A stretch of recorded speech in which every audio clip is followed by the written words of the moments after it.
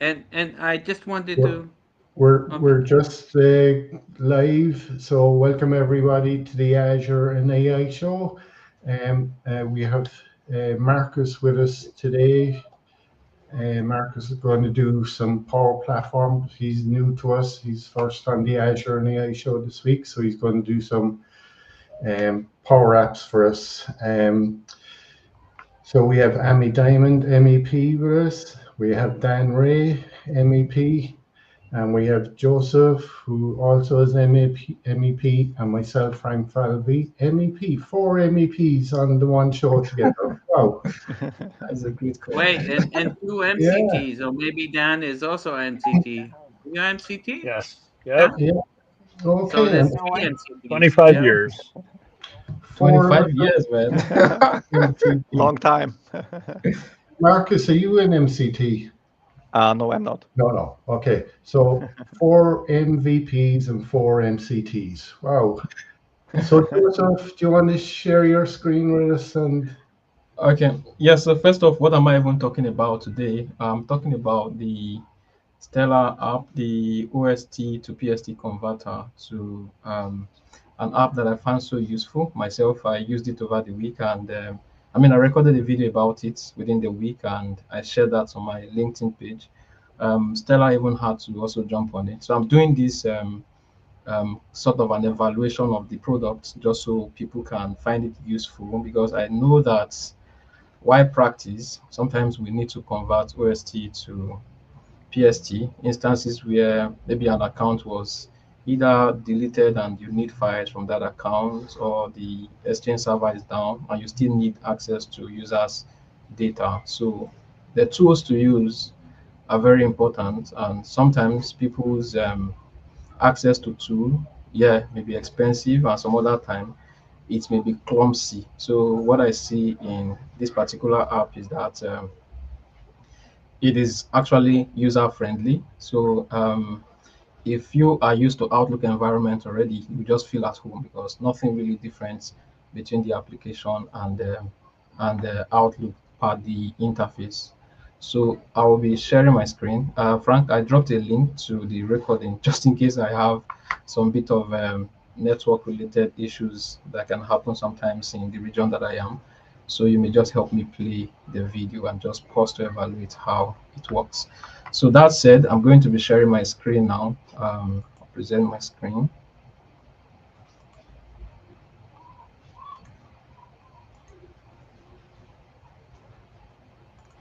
Can you explain the difference between PST and OST, just for people that don't know what it means?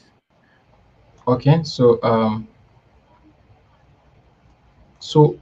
PST is actually an on. I would just say PST is like an online version, while OST is actually resident on the local machine, right? Um, Let me just quickly bring this out also. So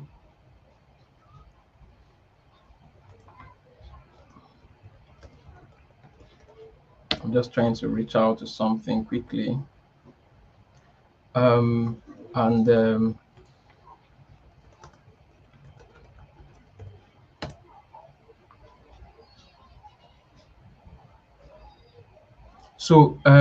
Basically, OST files are actually offline files that are resident locally on the user's machine, and the PST files are the personal storage table. That is the full meaning of PST. Is a proprietary file format used by Microsoft Outlook and other Microsoft software to store email messages, contact, calendar, events, and so on.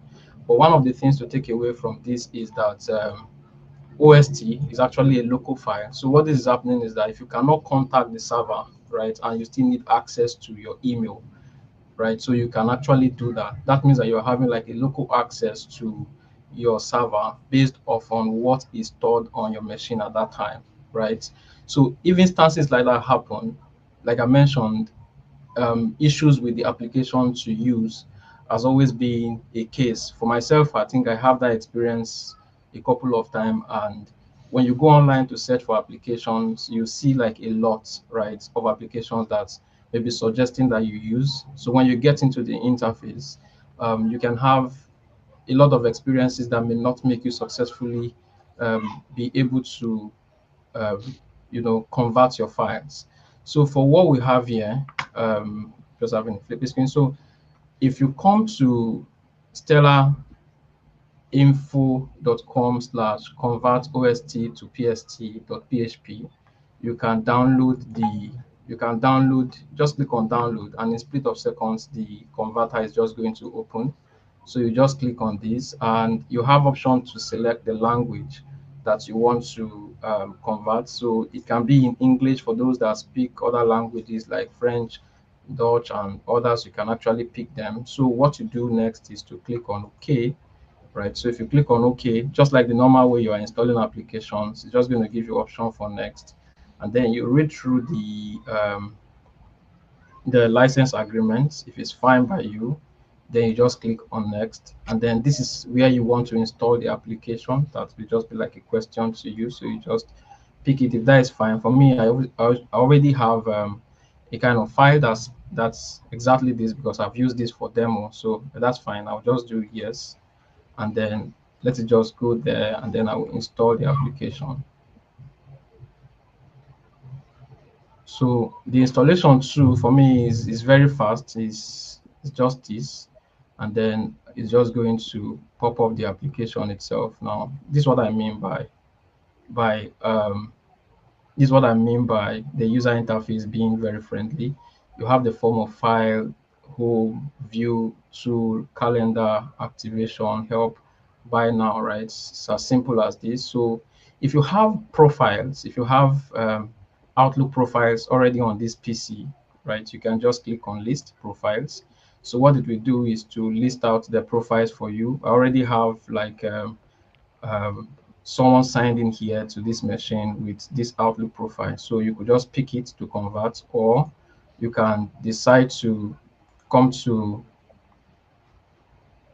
this file, and then you can say choose manually. You browse to where you have an OST file, right? um, Browse to where you have an OST file, and then you pick the OST file up. Unfortunately, I thought I had one here to quickly pick, right? Like I deleted it after my demo, right? So you just pick it up from here, and then you can proceed. So but just because I don't have the file here to quickly pick, of course I will just pick up the file from the profile list. So if I'm picking this and coming to convert, so it will just pick up the file of that user for me. But if I have like a file resident on my PC, I could just quickly pick up that file from there. But this is just going to take a little bit of time depending on how many files I have on these um, OST file of the file that is signed into this place. So I'll click on this. So what is here now is you have all of the folders, including the draft, the files, the inbox, where I have 16 emails, the journals I have. So whatever you do not want, let's say for example, I have 2 emails in my junk. If I don't want junk emails, I'm just going to uncheck the junk, right? So if I want to look at the inbox, I can see the emails. So these are the emails on my inbox.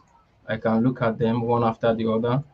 So you can see them. So it just depends on the content of the mail you have. So at this point, you are currently not paying for anything, right? So you are just evaluating the emails that you have on that mailbox, right? You can see them.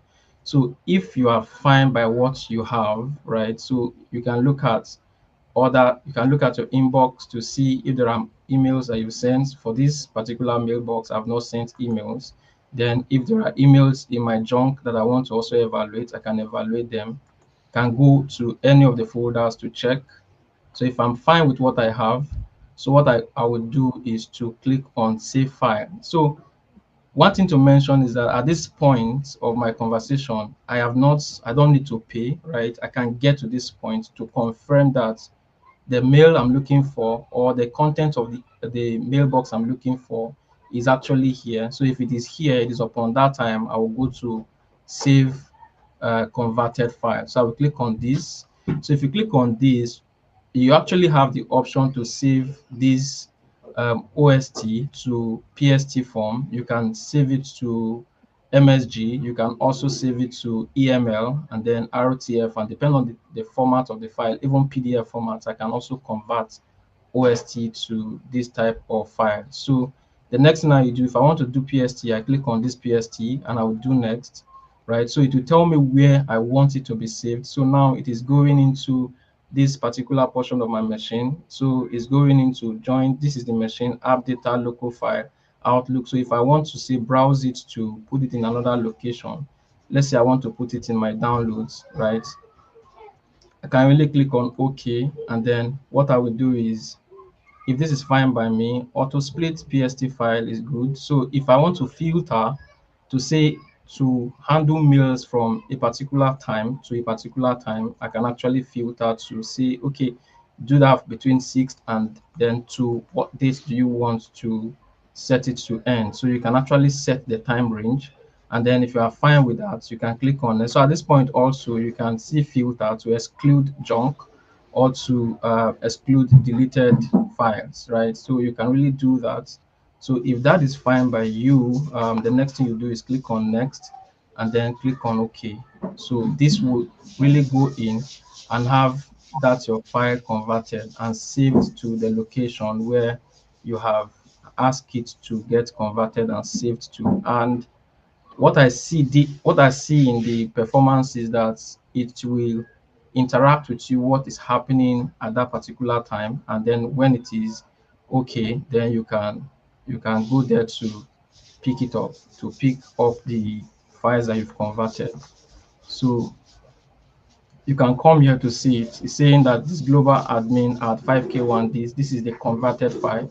So it's going to actually show you this. So what you do next is, if you bring up your Outlook, for example, and then wanting to mention, not this Outlook, the classic Outlook is what I'm using.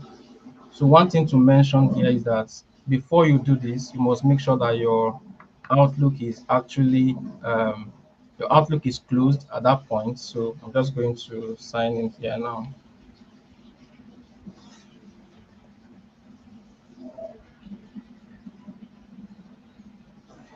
Okay, let me try again.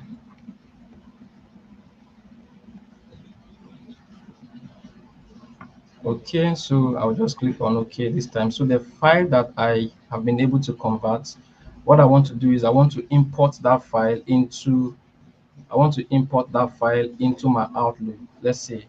So what I will do is to click on File and then to click on Open and Export. So I will click on Import Exports. Usually it will default to PST. I will do next, and then I want to bring up my Outlook data file. So I'll just click on this, click on Next, and then it will tell me if I want to replace duplicate, or so whatever works for me here is going to pick that file automatically from that location, converted to PST. I will just do next and cannot verify the path. So I'm just having a bit of a cranky issue relating to my own settings. So yeah, so if it's fine by me, I can just click on finish. So what happens, you will just see the mails that you are importing will be flying on top of your screen to come into this Outlook. So it's just coming through. This is another thing altogether. So I'll dismiss this. Do you want to show this? No. So at this point, the mails will already be imported here. So you can see top of Outlook here.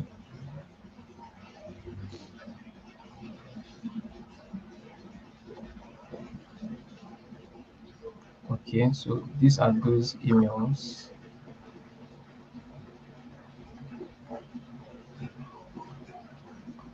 All right, so that's how straightforward it is. Unfortunately, I did not have the let me see quickly if I can really reach out for the OST local file that I can bring up on the screen. for us to also demo. So but if I can quickly get that, I will just have us move on quickly while we.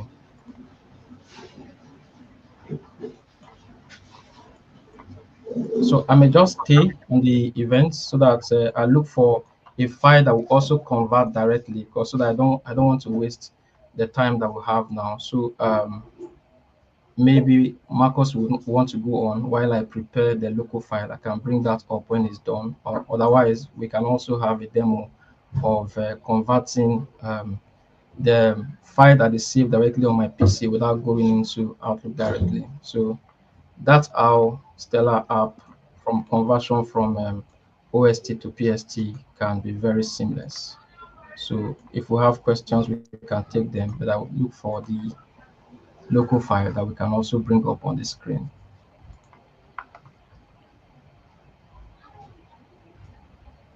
Joseph, can I ask a question? Okay, go ahead, please. It, the tool you use, is it free? Is it who is it developed by Microsoft, or is it I don't know So what it's Stellar is. So okay. So I will take us to the website. It's actually a third-party tool for conversion. is it Just give me free a or second. does it cost? So there are different versions. It's actually, let me bring that up. That was one of the things I was supposed to also speak about. So this is the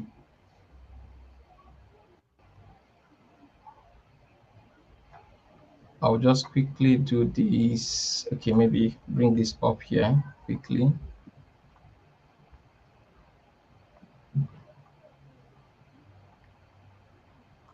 So I I need see there's a buy now, so there's probably a free period, but it's maybe limited or something like that. Yeah. so there is actually there is a price to read. I'm just trying to bring that out quickly. It just failed me. Probably it's a limited edition or yeah. But it's yeah. Okay, never mind. Yeah. I actually explained those from these points. We So need what I see is AI. You should ask ChatGPT or Copilot. Yeah, where was it mentioned? so, but that's how the app works. Yeah, never. We can check it later. Yeah. Okay, that's fine. So I may have to bring that up in the next conversation, right? So yeah, So, Amy, Marcus, you myself, and just want to go. Joseph, we were approached by the company to actually review it, and they gave us a license, so we got it free. Okay. So I can send you on the guy's name, and maybe you could review it, and they'll give you a license. I got that email too, and I think Teresa has it as well. Yeah, So I think he's been sending it to MVPs. yeah. There's a good few MVPs reviewed it down through the years, so he's just getting new, fresh faces, I think. So I think it's around $125, I think, to buy that particular license. So Joseph, are we okay to leave Marcus start, or Yeah, so let's have Marcus start. No problem. I'm just yeah, going to look for the local file. If I don't see that today, we can look at it again next time. yeah, no worries. Marcus, do you want to share your screen there with us? Yes. Let me just.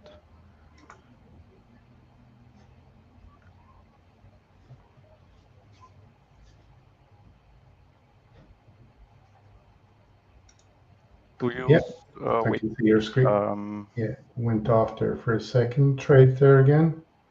yeah. No, I was just on the wrong slide. Uh, Let me quickly bring it up again. Do you see it now? Yeah, got it Great. there. Yeah. Um, Yeah, just a quick introduction about myself because I'm here for the first time. My name is Marcus. I'm a senior Power Platform developer. I really love to contribute to the community. As I already talked about it before we went live, my entry point to the community was the official Power Platform forum, community forum. And from there, I contributed, or I began to, I started in December 2023. And until now, I received 722 verified solutions there. I was ranked top 3 in the last year, over the whole year 2024. And yeah, that's my main contribution, let's say, and I do a bit other things also, like contributing to GitHub repositories for PNP, some speaker jobs like here, and some other stuff. But like I said, the community is kind of my main contribution. Today I will talk about Power Platform, not only about Power Apps, because you can kind of take it for every product of Power Platform. But because my main Power Platform product is Power Apps, I will mainly talk about Power Apps, but you can also use it for the other products.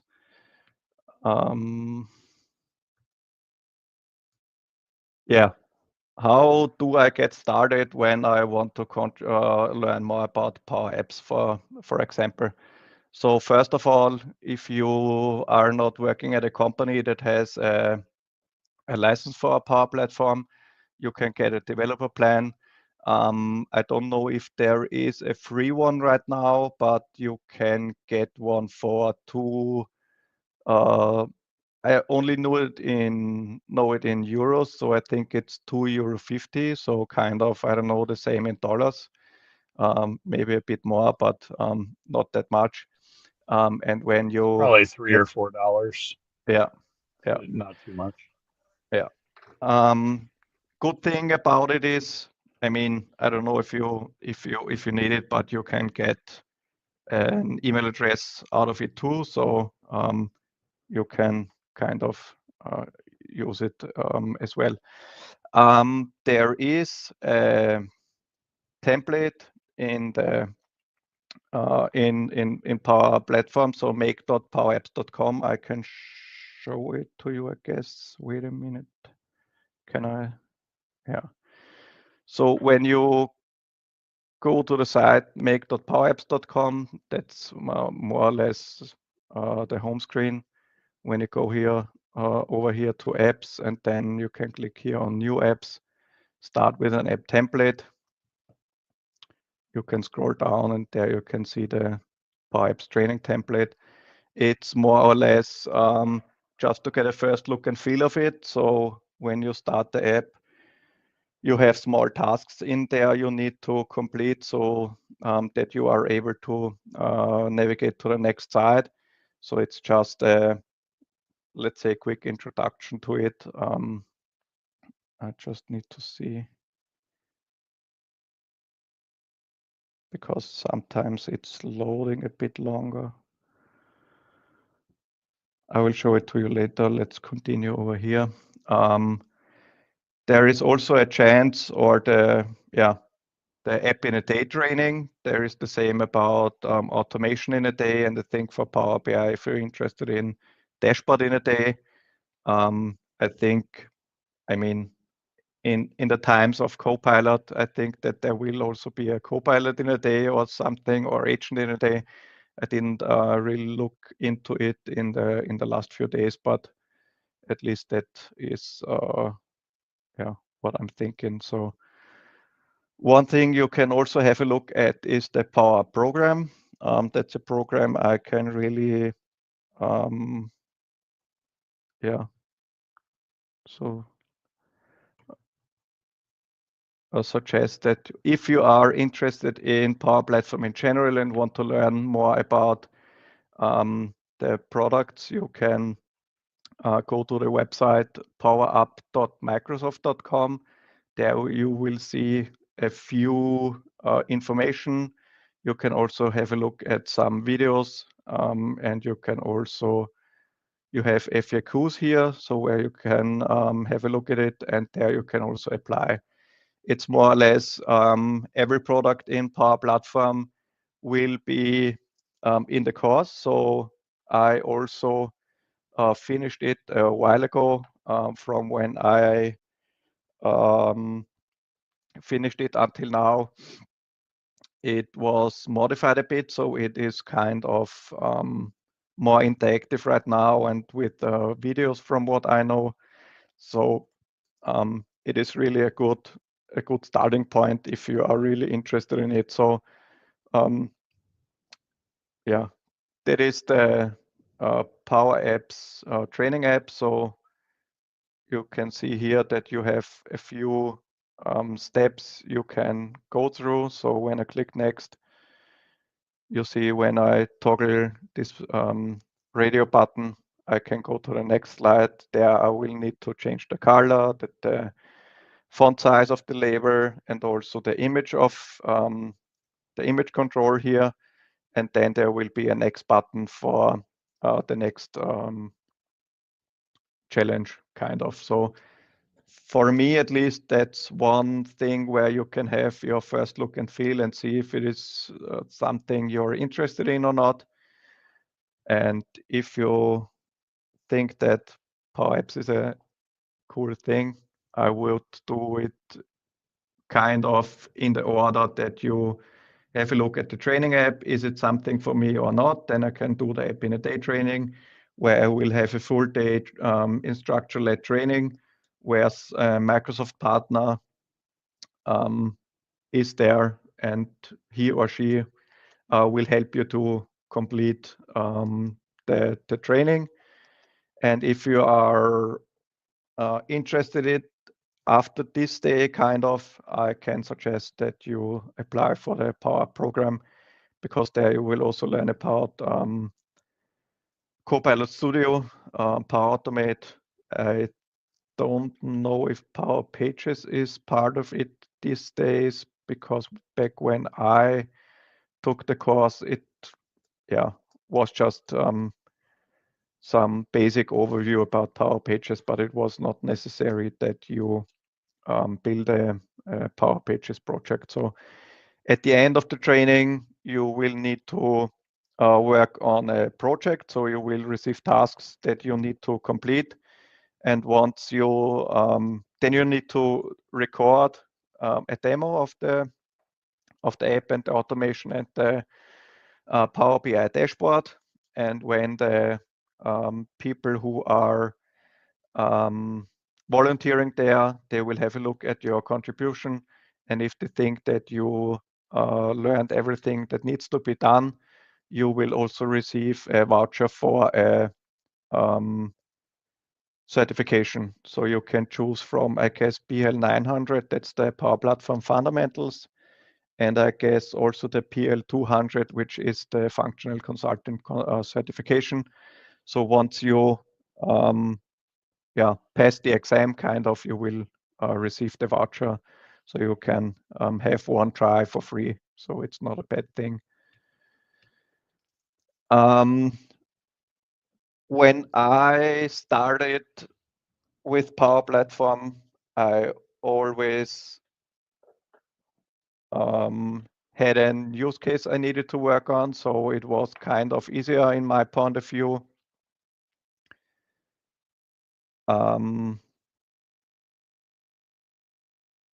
Okay, was just looking at the question from Amelia. I think that you will need a use case to work on, because Power Platform is such a large field that you can use.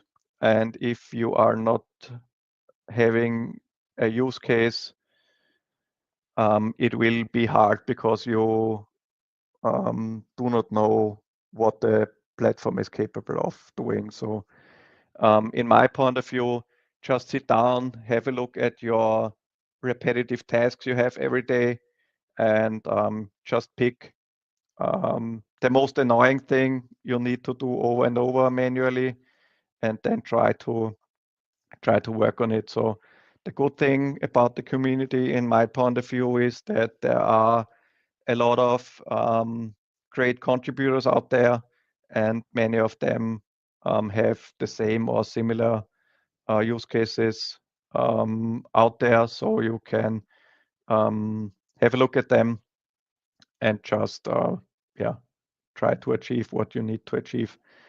The Lost in the Jungle is what I said earlier. So the platform has so many capabilities. I think there are right now 1,500 connectors in Power Automate. So there are a few things you can do. So in my point of view, and that's how I started, I always had a use case. So I was always following a specific task. So in my point of view, that is really helpful, because you can look exactly for the things you need to achieve.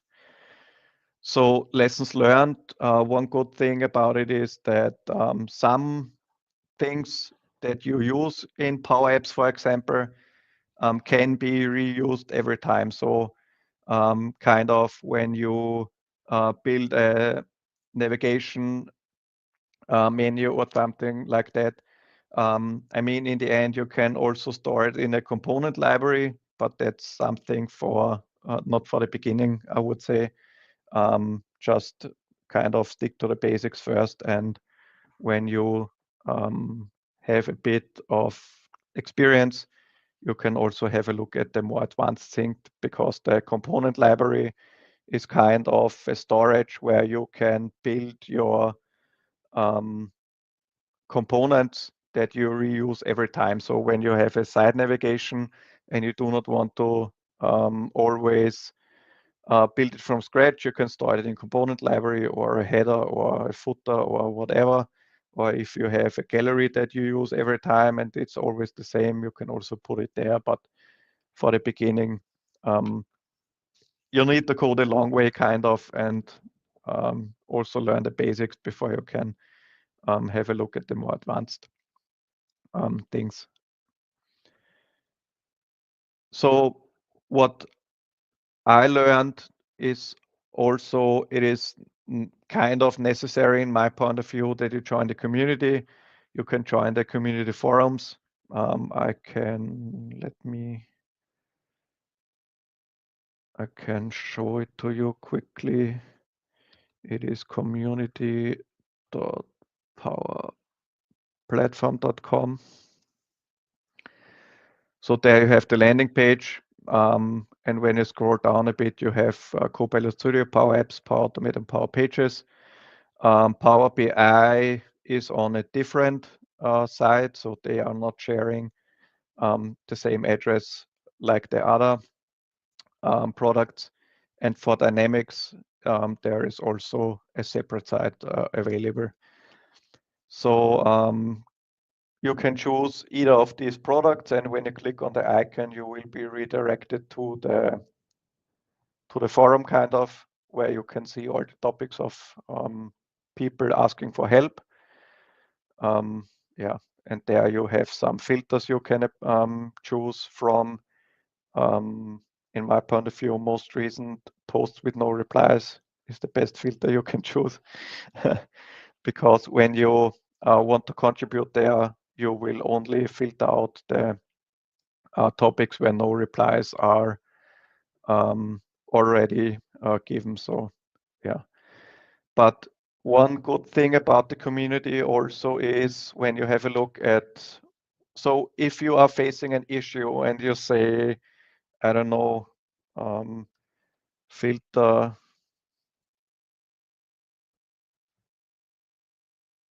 a gallery from drop down in Power Apps, you can see that there are some topics already out there in the community.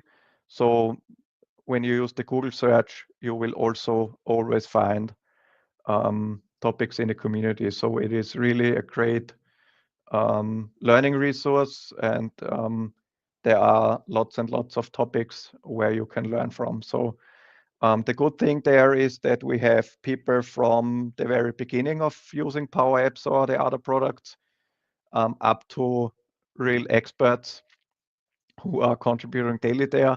So normally you will receive answers very fast. So the topics are from very basic to more advanced, where people share codes and say, hey, my code is not working, what am I doing wrong? So you can put everything there. And in my point of view, it's a great learning resource because you will have many different contributors there, and they all have maybe a different way to approach the issue. And that's where you can learn a lot of it. So I'm not only contributing there because I want to help others. I mean, for sure, it's the main thing why I'm there, but also for me, and that I'm able to learn new things, because some people have ideas I would never think about solving it this way, or trying to solve it kind of. So like I said, it's a diverse knowledge there from beginning to expert. And the good thing in my point of view that these are real life problems kind of. So people are really working for their company. They are building applications for productivity use. I mean, sometimes they just want to play around with new features. But I would say 95% of people asking for help, they are working on a real life issue. Yeah, and if you contribute there, it also helps others. So when I started, I was kind of on my own. So my starting point to the Power Platform apps and flows and all the things out there was we changed from the old SharePoint technology to SharePoint Online. And we had a colleague in our department, and he was developing all the things on the old technology. And by the time when we switched to SharePoint Online, he left our department, and my manager back then had the great idea to say, hey, Markus, let's have a look at it. You will do it for us. And I was like, okay. I had no clue at all. Before I began with Power Platform, I did not use any coding language, and I did not use it until now. So I'm only familiar with PowerFX kind of. I mean, I can read JSON and a few other things, but not in a detailed way. So I need to use the help of ChatGPT or Copilot or whatever. AI is out there for the other coding languages, but in the end, yeah, that's was my way of going into Power Platform and the community itself.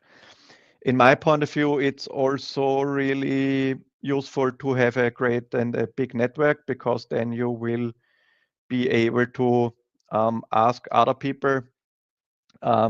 Real life story kind of. I met a guy online in the community forum, and we exchanged LinkedIn profiles after we sent a few DMs back and forth. So I was like, hey, let's connect on LinkedIn. And it was, I don't know, in January last year. So right now, 1 year later, we are kind of talking daily on LinkedIn. And if I have issues, I send it his way and say, hey, I can't get a fix for it. Can you help me? And if he has issues, he texts me.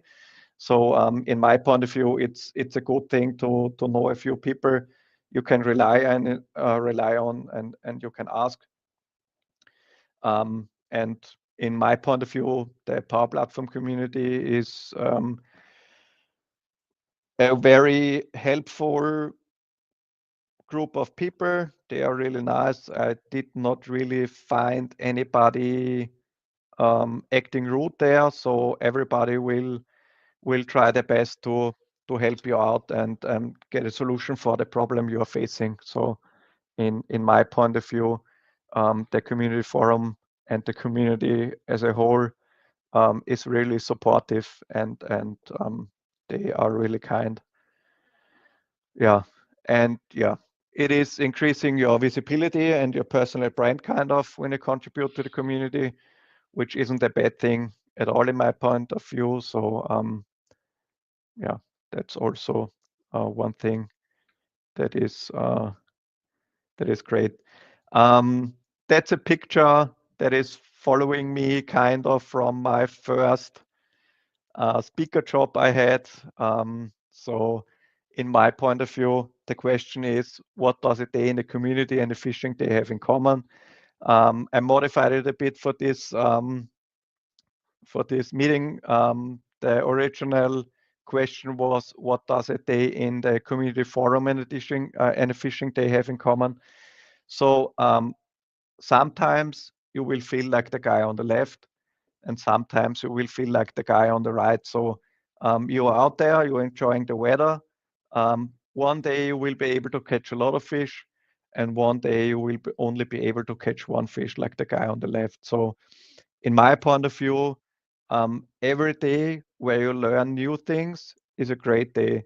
So it is not possible, in my point of view, that every day you learn, I don't know, 5 new things or 10 new things. But in the end, even if you feel like the guy on the left, at least that's how I felt over the last 1.5 years. It was always a great day, because at least I was able to learn one new thing, or I was able to at least help one person out there. And sometimes there will be days like on the right where you can learn or help a few more people than only just one person. So what I want to say is, in my point of view, every day in the community is great, because everybody is kind and helpful. And at least you had, I mean, it's just a picture, but at least you had good weather, you enjoyed being out there, you enjoyed talking to people. So that's, in my point of view, also good when there are days like the guy on the left. So yeah, that was kind of my quick tour through Power Apps. If you have any more questions, feel free to ask, or if you want to connect on LinkedIn, just send me a request and I will accept. So which I've sent already. yeah, I just saw it. Very good, Marcus. Good presentation. We don't see any questions in the chat, in the comments anyway. So I just want to say, Marcus, thank you very much. That was a very insightful presentation, especially towards the end. The graphics look so interesting for me, and I'm just wondering if you can create time to. We have communities that need help in terms of coming into Power Platforms.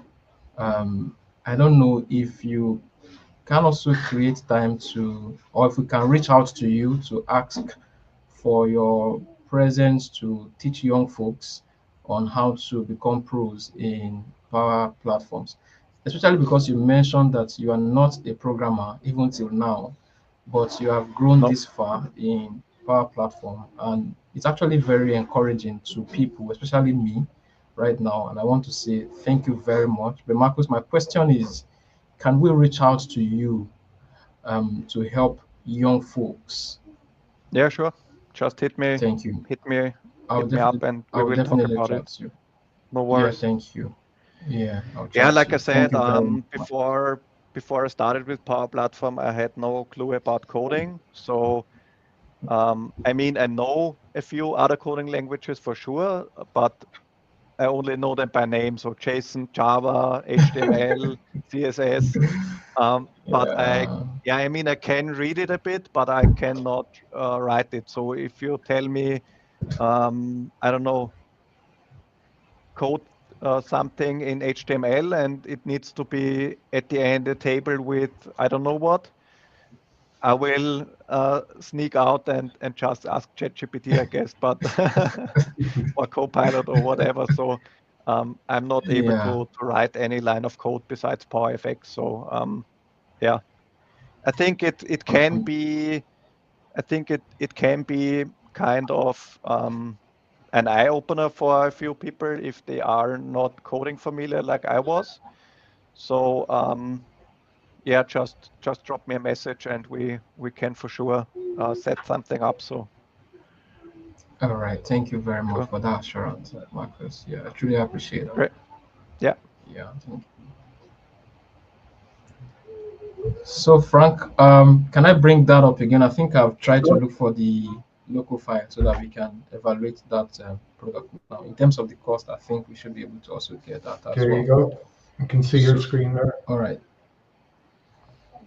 Okay. So cool. So, I would just bring up my machine. Let me drag this guy to this side and bring up my VM. So this is it. So I was in this browser, right? Let me see quickly.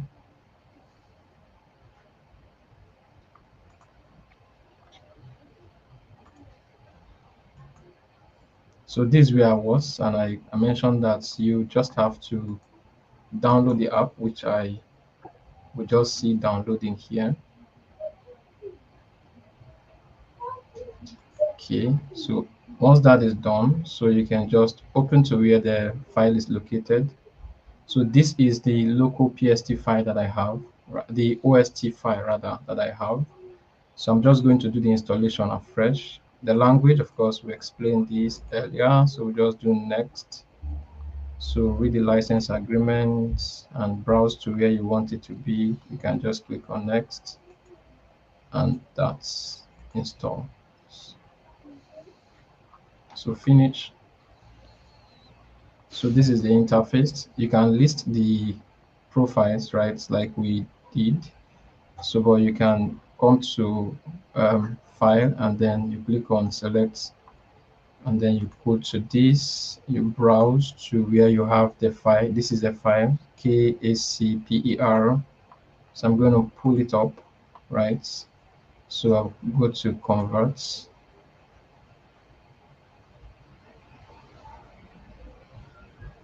So the time it takes to load this depends on the size of the file, right? So, but the summary will just be that it is fast. So, but I can stop it while that is going on, right? Okay, so the conversion is just going on. So yeah, this is what I would like us to truly look at. So conversion is complete. So the files that you have in red are the deleted files, deleted emails on the content of the OST, while these ones are the inbox, right? So you can truly look at them to see if they speak to what you want before you can convert. So if you want to deselect any of the folders, you can, let's say you don't want junk, you can say you don't want junk, even though there is a way you can still, uncheck it, right? So once you're fine with this, once you click on save, then it will take you to this place. So this is what Ami was asking, right, about the cost. So to view is free, but to save will require you to have a subscription, right? And these are the subscription based on the plan 79, 149, and 199. Convert offline OST to PST5 formats using Outlook version. So $20, save $20 by this. And then the entire package would be explained like this, the model. And just to quickly mention, it is a year licensing, right? A whole year, and then you have it here that way. So convert OST to PST is present for the three corporate, technical, and toolkits, and then the auto locate PST file is also possible for all of them. So when you scroll down, you really see those that are present in this part that is not present in this part. For example, if you look at export to live exchange, of course, this doesn't have it. The corporate doesn't have. The technician has it, and the so Frank, I will just be posting this so that you can share it on the screen as well. This is the link to the plans, right? So once you are able to go for the plan that you want, right, you can buy now, and then what will happen is that you can come back here and you provide the product key. So I will just stop sharing my screen in a bit, right, and then I will share again. I want to just put the product key there and click on activate. Okay, so I just want to stop screen share, and then I'll quickly come back to screen share now. Just apologies, give me a second to do that.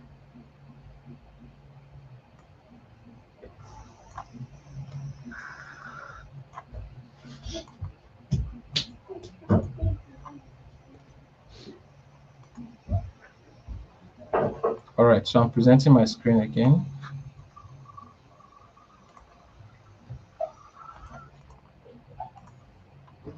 So Frank, let me know when my screen is up. Yeah, can see it there now. Yeah. Yeah. So it's saying activation complete, right? So I'm just going to click on OK here. So say the MS Outlook is already running. Please close MS Outlook. So I mentioned this, that you need to make sure that you close your Outlook. So if I close it from here, click on OK, and then that is it. So what I will do now, I can click on Save Converted File. So if I click on this, I'll now choose the format I want to save it. So I'll click on either PST, MSG, EML, and so on. So I'll click on Next. So I'll choose the path. So I can really change the path, or I can leave it to go. So what happens is it goes to the destination or the location where the previous file, the OST file is, so that it should just be by the side and say converted. So here also you can go to advanced filter, and then you can choose particular date range that you're looking for. Then you can say you should exclude the junk email folder or the deleted item. If this is fine by me, I'm just going to click on next, and I'll click on OK. So it's going to now export the OST, the PST format of the OST, and then have it saved to where the previous OST was saved. So it's just going there right away.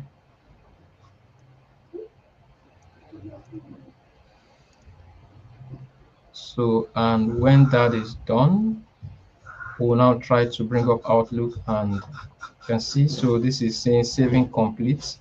So we need to click on OK. So this is done. So what we can do next is to come here, go to this place. You can see the previous file there, the KACPER copy, and then you see this converted, right? So this was the name of the previous file, right? And this is the name of the current file that we have. So what we can do next is to bring up Outlook, right? Outlook. So when we bring this up, what do we want to do is to import the data that we had converted. So it's just to click on File, go to Open and Export, go to Import Exports, and then go to this is saying import from other files, other such as Outlook file and this. So we just do next. Then we can do PST. Then we do next. Then we browse to the file that we have converted, which is this. Then we click on OK, and then we click on next, and then this is what we have there, Stellar Converter for OST. So we just click on finish.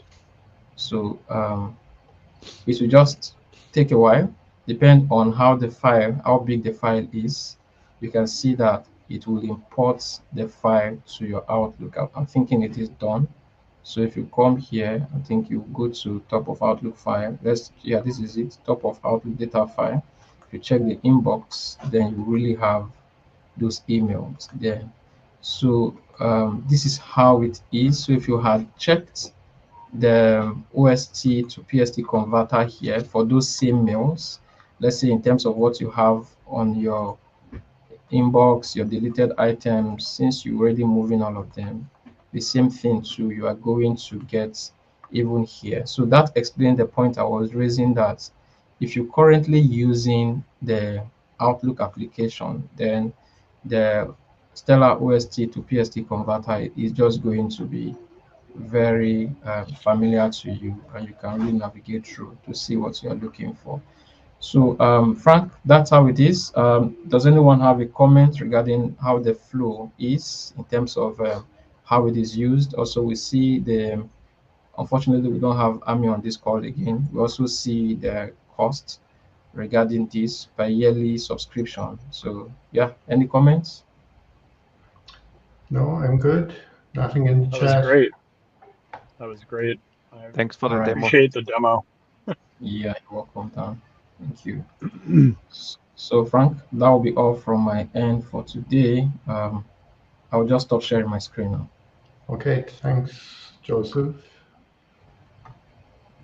So, Dan, you weren't interested in doing the review? I got the review request, but I've had so many other things between MVP Summit and Yeah.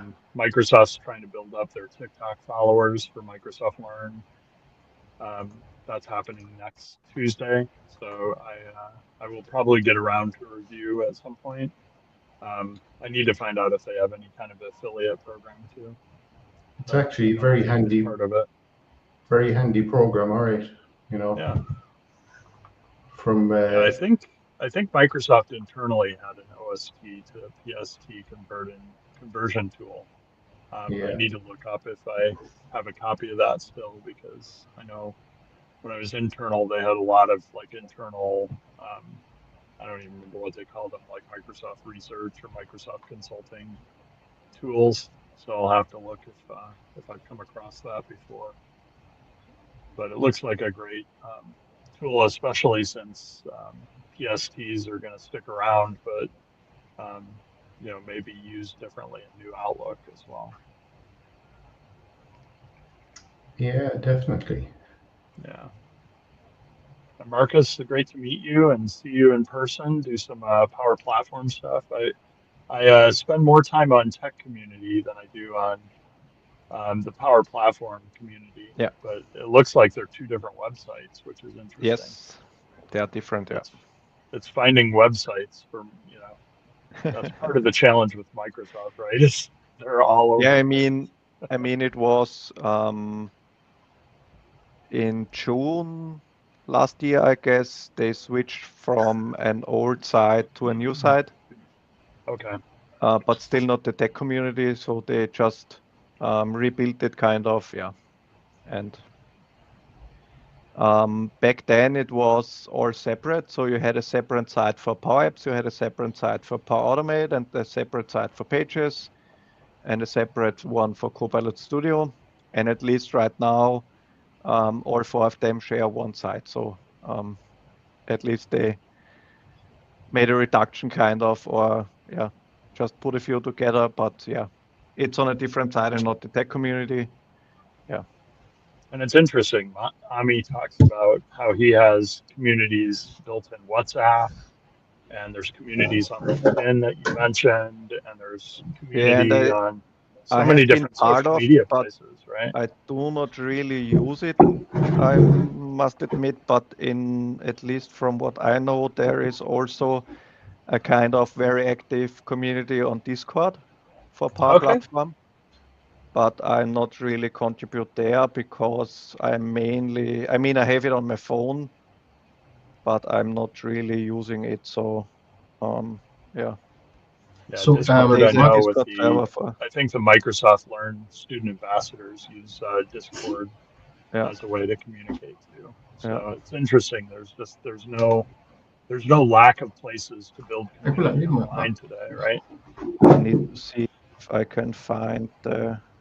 Dan, just an interesting point there. You know, you're talking about TikTok, Microsoft trying to build up their TikTok thing. Here in Ireland during the week, they had documentary where this guy, he went into a school, teenagers, and they were asked to take out their phone. Obviously, it was prearranged, you know, and they were asked to look up their FaceTime, their screen time on their phones. Right. So these are teenagers now, like 14, 15.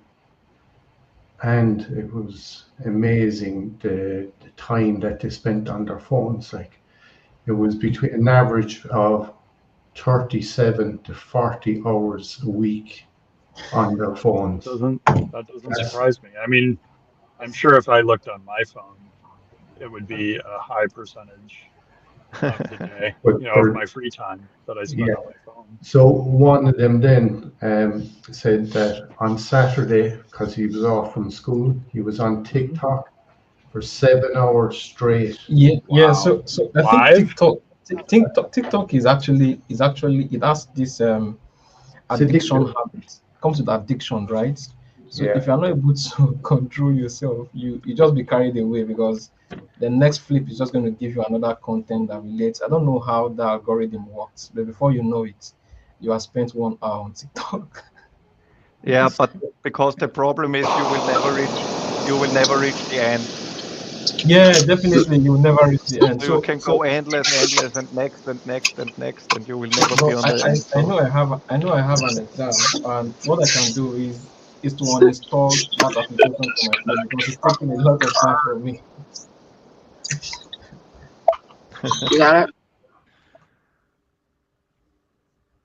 But, Dan, you pulling in the car? I just paired with the car, so I think I'm back to my headset. Yeah. So yeah, guys, we're just over the hour, so I'm going to end the live thing. Thanks everyone for joining us on the Azure and AI Show. We'll be back here at the same time next week for a few speakers on different topics like Power Apps. I think Amelia might be here next week to do some stuff on Power Apps. So tune in then. Thanks, guys.